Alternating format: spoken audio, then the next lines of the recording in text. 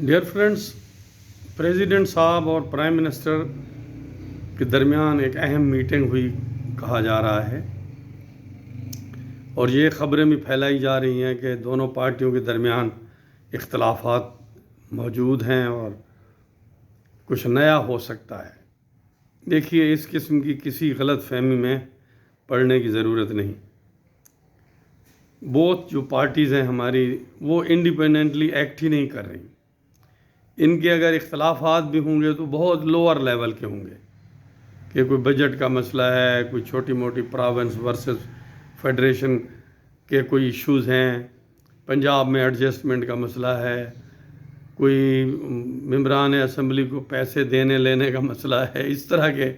या कुछ लोग ये कह रहे हैं कि और तरमीम आने जा रही है जिसमें पाकिस्तान के बड़े बड़े मसाइल का हल निकालने की इस्टेब्लिशमेंट ख्वाहिश रखती है। इस गलत फहमी से बाहर आइए। हमारी एलीट को हमारे मसाइल के हल करने में कोई दिलचस्पी नहीं, और ना ही इनका कोई विज़न है, ना इनके पास कोई गेम प्लान है। और ये भी आप भूल जाएं कि ये हमारे और आपके बारे में सोच रहे हैं और पाकिस्तान के लॉन्ग टर्म फ्यूचर के बारे में सोच रहे हैं।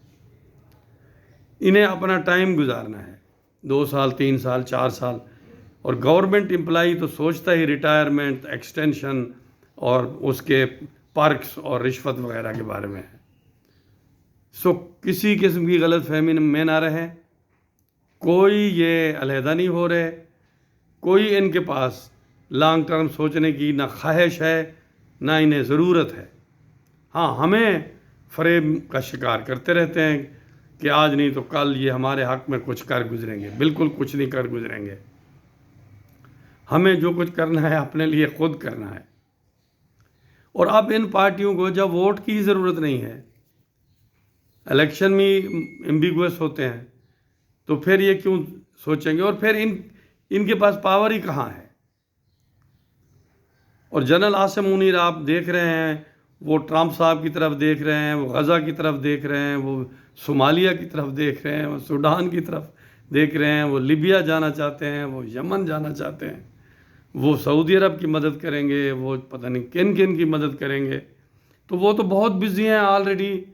और ईरान का सुना है कि नैरेटिव फैलाया जा रहा है कि ईरान अमेरिका के दरमियान जो मसाइल हैं उनको भी वो हल कराने में बड़ी दिलचस्पी ले रहे हैं।